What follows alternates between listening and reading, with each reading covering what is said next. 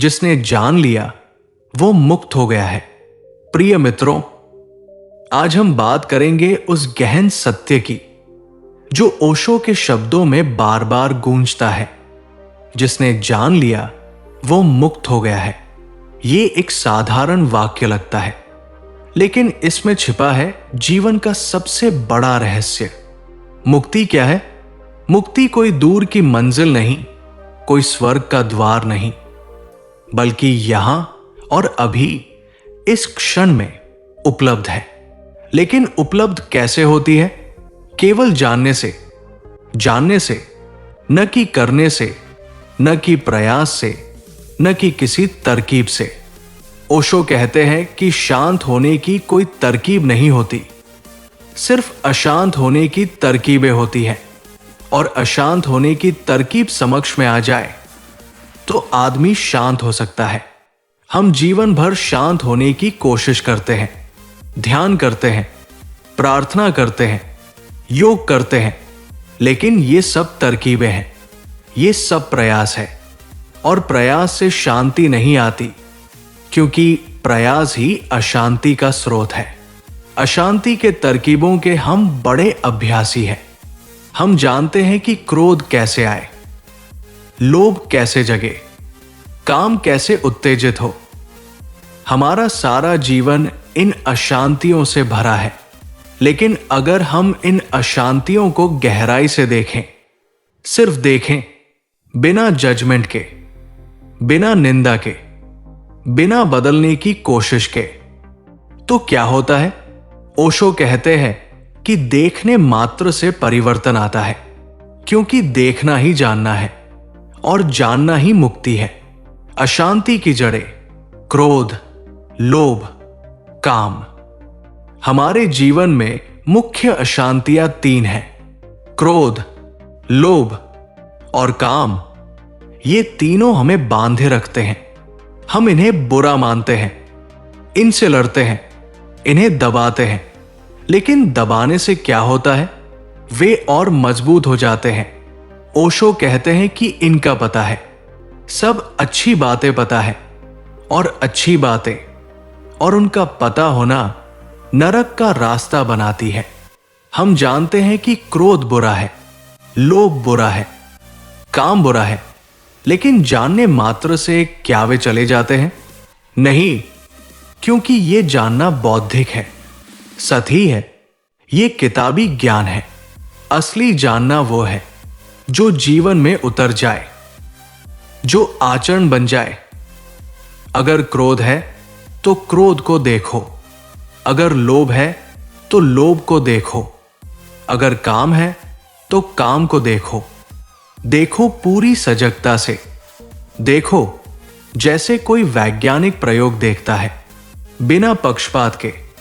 देखो कि क्रोध कैसे उठता है, कैसे शरीर में फैलता है, कैसे मन को जलाता है। देखो कि लोभ कैसे आंखों में चमक लाता है, कैसे दिल को संकुचित करता है। देखो कि काम कैसे शरीर को उत्तेजित करता है, कैसे मन को अंधा बनाता है। और देखते देखते क्या होगा? देखने में एक जादू है। देखने वाला अलग हो जाता है। क्रोध है, लेकिन तुम क्रोध नहीं हो। लोभ है, लेकिन तुम लोभ नहीं हो। तुम साक्षी हो। साक्षी भाव जागता है, और साक्षी जागते ही द्वैत खत्म हो जाता है। मैं और मेरा क्रोध, ये द्वैत मिट जाता है। सिर्फ क्रोध रह जाता है और देखने वाला। लेकिन देखने वाला इतना शुद्ध होता है कि क्रोध उसके सामने टिक नहीं पाता। वो जल जाता है, जैसे अंधेरे में दिया जल जाए। ओशो की ध्यान की तकनीक यही है, विटनेसिंग, साक्षी भाव। वे कहते हैं ध्यान कोई करना नहीं है, बल्कि सिर्फ देखना है। मन जो कर रहा है उसे देखो। विचार आ रहे हैं, देखो। भावनाएं उठ रही हैं, देखो। शरीर में संवेदनाएं हैं, देखो। कुछ मत करो, न दबाओ, न निकालो, न बदलो, सिर्फ देखो। प्रयोग कैसे करें? ओशो कहते हैं, अगर क्रोध हो तो क्रोध की दिशा में, लोभ हो तो लोभ की दिशा में, काम हो तो काम की दिशा में। प्रयोग करके देखें और पूरा मेडिटेट करके देखें, पूरा ध्यान करके देखें।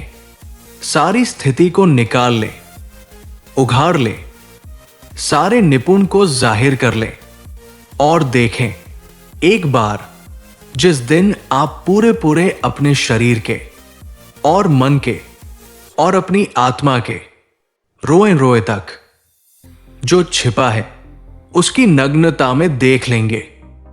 उस दिन के बाद दोबारा नहीं वो बात, वो दोबारा नहीं पैदा जागती। ये प्रयोग सरल है। रोजाना कुछ समय निकालो, बैठ जाओ शांत जगह पर, आंखें बंद करो और जो भी मन में आ रहा है उसे देखो। अगर क्रोध का विचार आया तो उसे आने दो, उसे देखो कैसे वो बढ़ता है, कैसे कम होता है। अगर लोभ का ख्याल आया, कोई वस्तु चाहिए, धन चाहिए, पद चाहिए, तो उसे देखो। अगर काम की कल्पना आई तो उसे देखो बिना किसी जजमेंट के, जैसे बादल आकाश में गुजर रहे हों वैसे ही विचार मन में गुजर रहे हैं। तुम आकाश हो, विचार बादल है। शुरू में मुश्किल लगेगा, मन भागेगा, लेकिन धीरे धीरे साक्षी मजबूत होगा और एक दिन आएगा जब तुम देखोगे विचार आते हैं लेकिन पकड़ नहीं बनाते। वे आते हैं और चले जाते हैं, तुम अछूते रह जाते हो। यही शांति है, यही मुक्ति है। जानना ही मुक्ति क्यों है?